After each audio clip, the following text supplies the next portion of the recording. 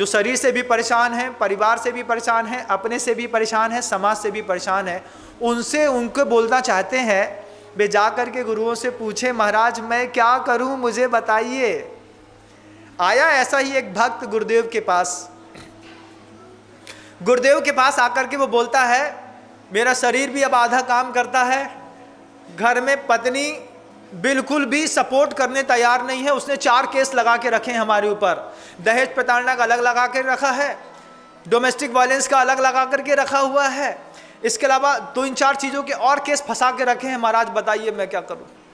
और इस चक्कर में परिवार के लोग बिल्कुल सपोर्ट नहीं करते, उनने अपना हाथ खींच करके अपना पैसा बनाने लगे, दुकान नष्ट हो रही, उसके ऊपर समाज में इज्जत खत्म हो गई।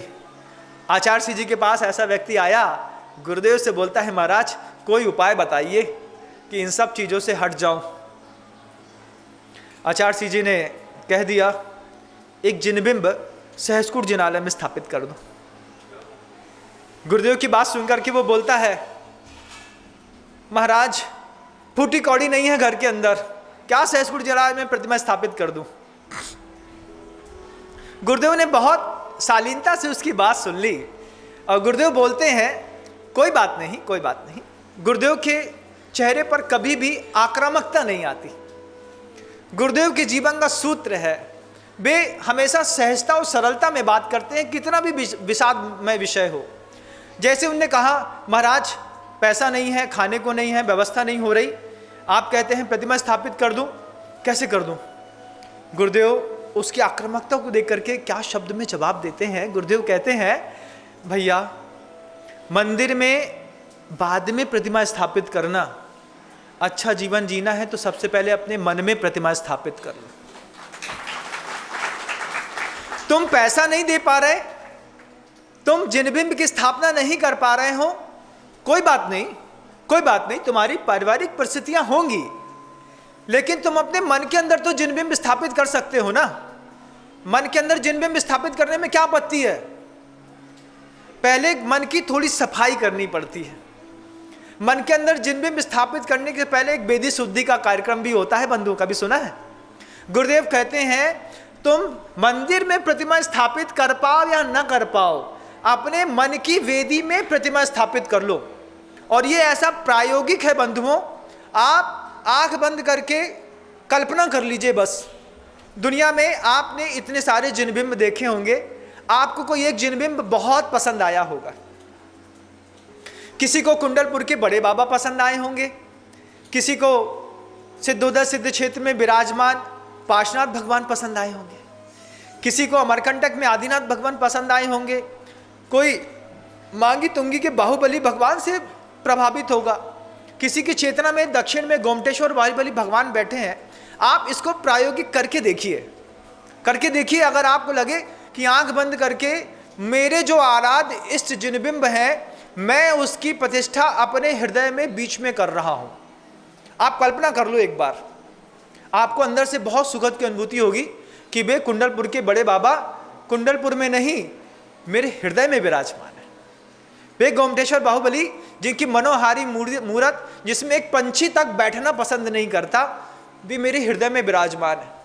अब जब हृदय में भगवान बाहुबली बैठ गए हों, हृदय में जब पार्श्वनाथ भगवान बैठ गए हों, फणों वाले, 7 फणों वाले, जब हृदय में कुंडलपुर के बड़े बाबा बैठ गए हों, और या फिर जिसके हृदय में जीवंत बड़े बाबा गुरुदेव श्री विद्यासागर जी मुनि महाराज बैठ गए,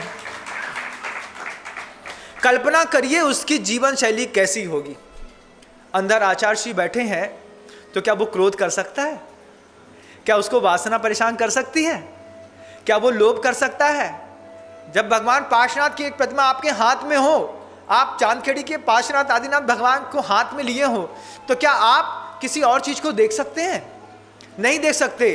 गुरुदेव इतना सटीक संबोधन देते हैं सामने वाले को, अगर मन के अंदर तुम सबसे पहले विराजमान करो अपने आराध्य देव को, और उनको आराध्य देव को विराजमान करने से पहले संकल्प लो वेदी शुद्धि का। क्या वेदी शुद्धि है? जीवन में कभी किसी का तिरस्कार नहीं करूंगा। छोटा सा संकेत दिया गुरुदेव ने, क्या?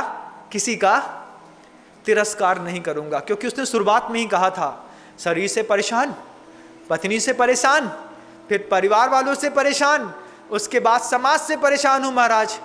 जब परेशानियां दिमाग में हावी होती है तो आदमी अंट संट बकने लगता है, क्या बोलता है उसको खुद ही पता नहीं रहता, आपे में रहता नहीं, मुंह से क्या आवाज निकल रही है उसको पता ही नहीं है। तो गुरुदेव उसके जीवन को सुधारने का पहला सूत्र दे रहे हैं, उस किसी भी व्यक्ति का तिरस्कार नहीं करूंगा। वो व्यक्ति पूछता है गुरुदेव से, किसका नहीं करूंगा? गुरुदेव बोलते हैं, जिससे संबंध नहीं है, जिसके साथ सहवास नहीं है, जिसके साथ रहना नहीं है, जो अभी तुम्हारी जिंदगी में नहीं है और आगे मिलने की कोई उम्मीद नहीं है, संकल्प ले लो उस व्यक्ति का अपने जीवन में कभी तिरस्कार नहीं करेंगे। कितनी अच्छी और पवित्रतम बात है।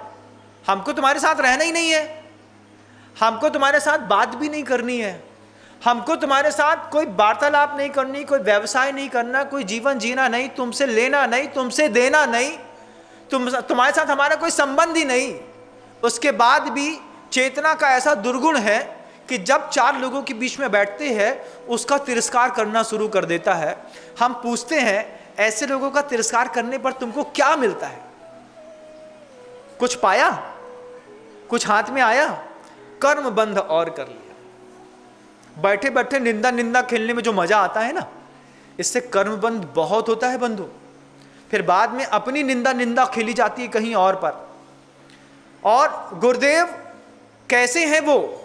गुरुदेव का तो काम ही है, वे हमेशा कभी भी उनके शब्द मुख से कभी भी किसी की निंदा का शब्द तक नहीं निकलता। गुरुदेव से पूछा, सबसे पहला क्या जीवन की शैली बनाई उन्होंने कि सबसे पहले संकल्प ले लो किसी का तिरस्कार नहीं करेंगे।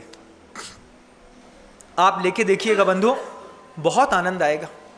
हम परिवार वालों की बात नहीं कर रहे हैं, हम उनकी बात कर रहे हैं कि जिनका आपके जीवन से दूर दूर तक कोई संबंध नहीं है। हम उनके बारे में कभी भी गलत नहीं बोलेंगे। इसका संकल्प भी जीवन को थोड़ा ऊंचा उठाता है। यह है शुरुआत आपके जीवन की प्रतिष्ठित होने की, आपके अंदर की वेदी शुद्धि की, कि अपने अंदर में वे बाहुबली बैठाना हो। उसके पहले अंतस चेतना को जागृत करके इस चीज के लिए तैयार करना है, मैं जिससे मेरा संबंध खत्म हो गया है, जिससे मेरा कोई संबंध नहीं है, आगे नहीं होने वाला है, कोई परिस्थितियां पूर्व में रही होंगी, अब मैं उसका तिरस्कार नहीं करूंगा, अब मैं उसके बारे में एक भी गलत शब्द नहीं बोलूंगा, क्योंकि वो मेरे जीवन से जा चुका है। मुझे अपना अहित खुद नहीं करना है। मनोमालिन्यता पैदा करने का तुरंत फल मिलता है। वचन शुद्धि घटती है, काय शुद्धि घटती है, फल थोड़ी देर में मिलता है। लेकिन जब मन शुद्धि मिटती है बंधुओं, तुरंत फल मिलता है। कसाय की अग्नि तुरंत अंदर जलती है और हम परेशान होना शुरू हो जाते हैं। हमारी भूख खत्म हो जाती है, नींद खत्म हो जाती है। दुनिया भर के जितने भी आप शरीर के अंदर होने वाली डिसीज है, वे हमारी मन की मलिनता शुरू होने के साथ ही तुरंत फल देती हैं। और गुरुदेव कहते हैं कि सबसे पहला संकल्प हो, तिरस्कार नहीं करेंगे। आदमी कान को खोल करके ध्यान से सुनता है, इंप्लीमेंट करने के वक्त में वही करता है जो एक कबूतर करता है, जो एक तोता करता है। तोता क्या करता है महाराज?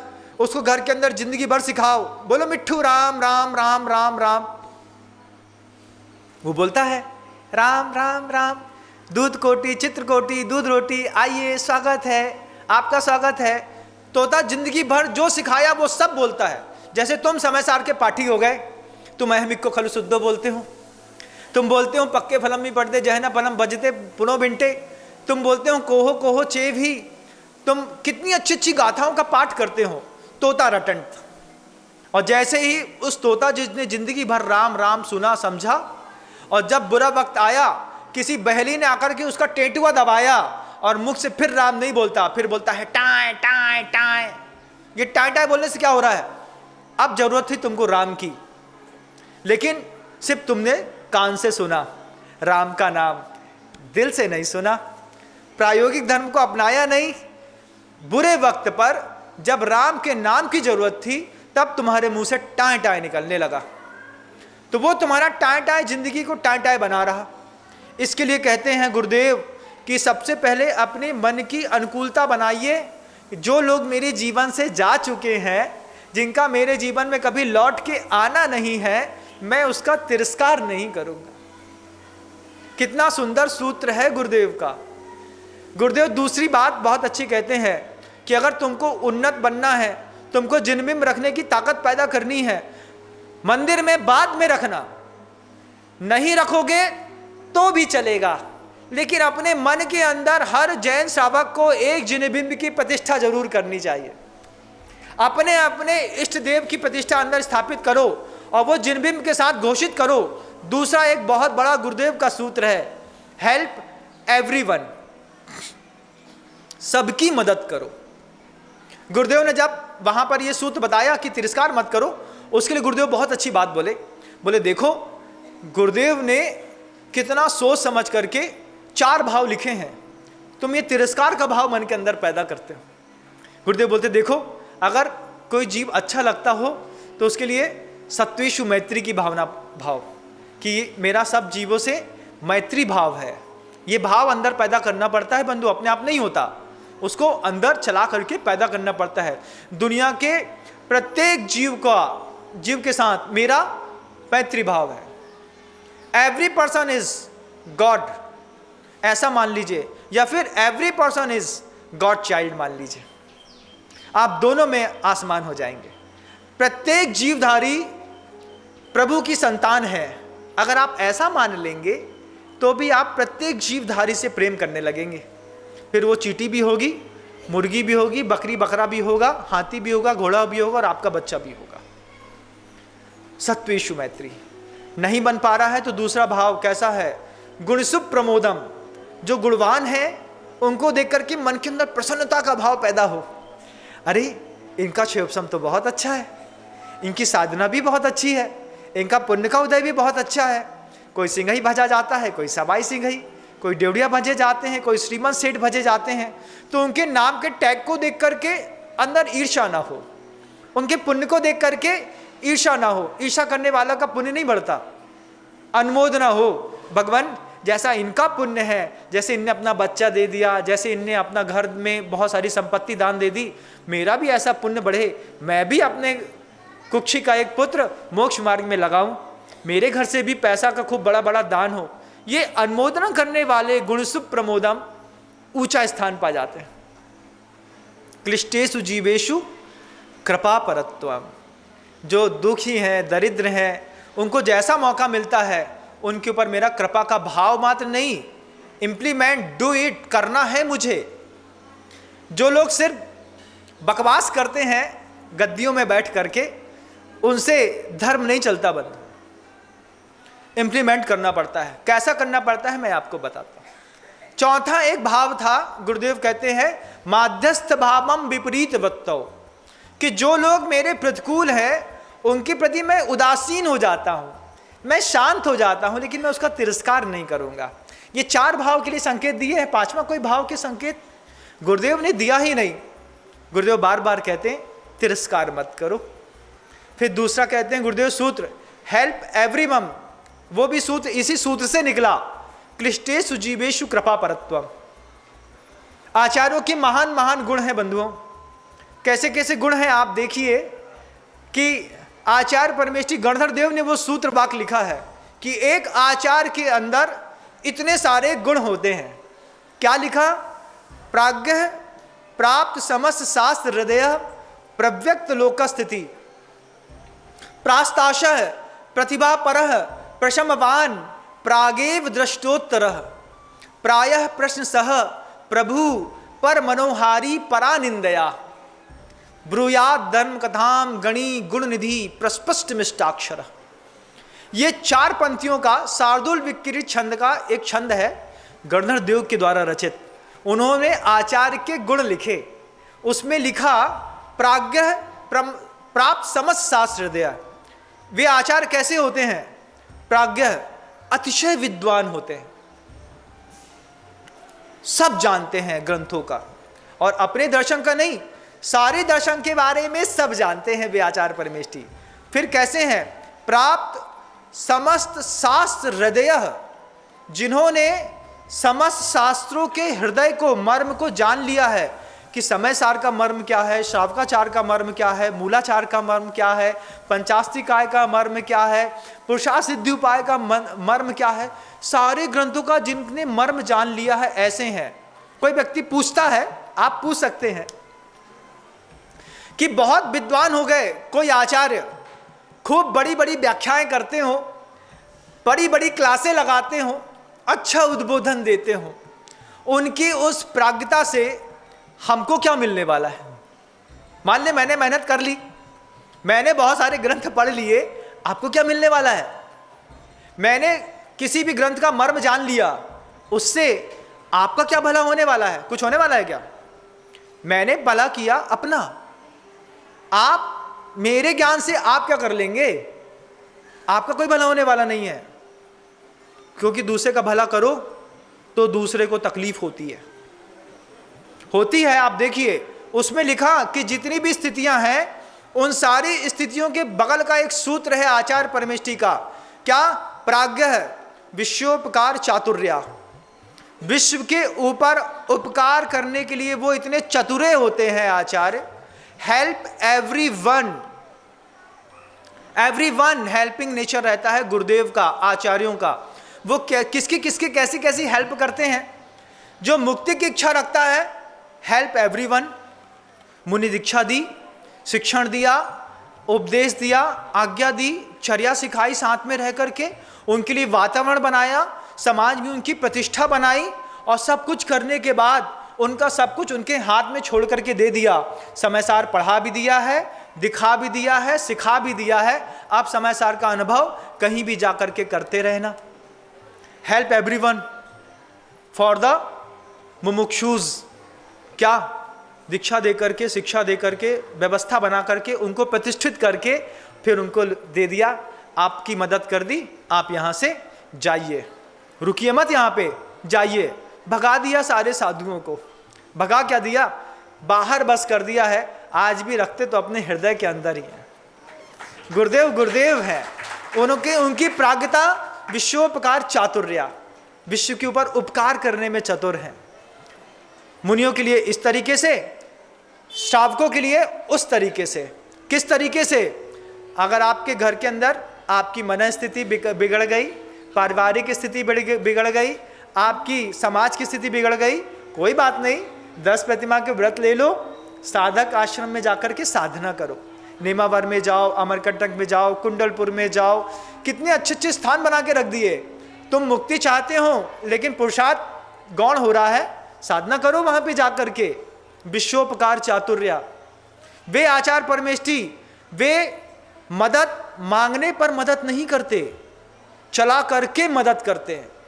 उन आचार्यों का गुण होता है, वे रहली से उठ करके शिरपुर में जाकर के विराजित हुए। वहां पर उन्होंने अपना भव्यतम समोशरण लगाया, और वहां पर किसी व्यक्ति ने, बंधु देखिए, किसी व्यक्ति ने उनसे नहीं कहा कि हमारे घर में खाने को नहीं है, आप हमारे लिए कुछ करिए। जो हेल्पिंग नेचर के लोग होते हैं, विश्वोपकार चातुर्या, जो चतुर होते हैं, प्रत्येक प्राणी के ऊपर उपकार करने के लिए, किसी व्यक्ति ने आकर के गुरुदेव से नहीं कहा कि महाराज हमारी पत्नी के पास 2 साड़ी है, पिछले 5 सालों से हमारे घर में पैसा नहीं है। किसी ने भी नहीं कहा। सब उनके पैर में लौट करके गरीब फकीर बड़ा आदमी जय जयकार मात्र कर रहा था। लेकिन वे उपकार करने में इतने चतुर हैं, उन्होंने खुद कहा उपत करके 1000 हथकरघों को यहाँ पर लगा करके क्षेत्रीय जनता को संतुष्ट करो। ये क्या है? विश्वोपकार चातुर्या, कि विश्व के ऊपर उपकार करने में वे चतुर हैं। और कोई उनकी उस चतुराई को न समझ करके शुष्क आध्यात्म के धनी लोग ऐसा बोलते हैं कि साधुओं का काम नहीं है हथकरघा खुलवाना। मुझे बताओ कि अगर गुरुदेव उपकार नहीं करेंगे तो क्या तुम खुद उपकार कर दोगे? नहीं कर सकते आप। खुद की तो सामर्थ्य नहीं है। क्यों? क्योंकि तुम काम, कामना, कामनी, कंचन और कुसंग में फंसे हुए लोग, ये क्या विश्व का उपकार करेंगे? लेकिन इनकी चेतना बंधी है गुरुदेव से। आप जहां बोलो हम वहां धन का दान देने तैयार हैं। गुरुदेव ने आपकी समर्पण का अभूतपूर्व लाभ उठाया। गुरुदेव ने आपके समर्पण को आसमान की ऊंचाइयों तक पहुंचाया है। बंधुओं, वो विश्वोपकार चातुर इतने धनी है कि उन्होंने उपद करके 1000 हथकरघे खोले। उन्होंने देखा कि क्षेत्रीय जनता मात्र इससे हथकरघों मात्र से संतुष्ट नहीं होगी। 4 बड़े बड़े सहस्कूट जिनालय वहां पर स्थापित कर रहे हैं शिरपुर में, जहां पर आसपास की पूरी जनता जैन समाज की और जो जुड़ी हुई है, कोल्हापुर सांगली तक की जनता जो जुड़ी है, वो वहां पर आकर के जिनभीम का स्थापन कर रही है। उसके पीछे का उद्देश्य क्या है? उद्देश्य एकमात्र है कि वो जब मंदिर बनाने के प्रकल्प सामने रखते हैं, जब किसी को मंदिर बनाने का आशीर्वाद देते हैं, तो वो जानते हैं कि जैन समाज का व्यक्ति मेरे कहने पर सब कर सकता है। मंदिर के निमित्त से 1000 कारीगरों को काम मिलेगा और 1000 कारीगरों की पत्नियों और बच्चों की परवरिश, पढ़ाई, पोषण और उनके परिवार का खर्च चलेगा। इस उद्देश्य को लेकर के गुरुदेव ने वहां पर भी इतने बड़े बड़े जिनालय की स्थापना करी। ये आचार्य परमेष्ठी का गुण होता है। वे आचार्य परमेष्ठी कभी किसी की निंदा नहीं करते बंधुओं। आचार्य परमेष्ठी कभी भी गद्दी पर बैठ करके ये नहीं कहते कि ये ऐसा, ये ऐसा, ये ऐसा। उनको इस चीज से फुर्सत ही नहीं मिली। अपने कर्तव्यों को करने से अच्छे अच्छे आचार्यों को फुर्सत नहीं मिली। जो फुर्सतहा आचार्य होते हैं वे बातें करते हैं बहुत अच्छी अच्छी कि भैया 2.5 लाख की मूर्ति, 50,000 की मूर्ति का 2 लाख रुपए बता करके ले रहे हो, ये ठीक नहीं है, सही सही बताओ जनता को। जनता पूछती कहाँ है गुरुदेव से कि महाराज मूर्ति कितने की बनती है। जनता तो सिर्फ गुरुदेव से ये कहती है कि आप जो बोलो सबके लिए हम तैयार हैं। और एक एक राशि का उपयोग मंदिरों में होता है बंधुओं। जिनके पास अपना गौरव है, जिनके पास विश्वोपकार करने की चतुरता है, जिनके अंदर सामर्थ्य है, वे ऐसे आचार्य परमेष्ठी कहते हैं प्राज्ञ प्राप्त समस्त शास्त्र हृदय प्रव्यक्त लोकस्थिति, लोक की स्थिति के जानकार हैं। तभी तो वे गाय की संरक्षण करने के लिए आपको संदेश देते हैं। आप गौशाला में भूसा नहीं डाल सकते, लेकिन जिस दिन गुरुदेव गौशाला में जाकर के खड़े हो जाते हैं उस दिन आप पूरी गौशाला को नहीं करने की ताकत रखते हैं। महाराज एक बार आप मुस्कुरा बस दीजिए, 2-5 करोड़ रुपए तो हम इसी गौशाला में अभी छोड़ देंगे। आपकी वो प्रेम के कारण, आपके उस समर्पण के कारण गुरुदेव ने ऐसा अद्भुत इतिहास लिखा है। आगे आने वाले 2000 साल तक ऐसा कोई आचार इस सृष्टि पर दोबारा नहीं होगा।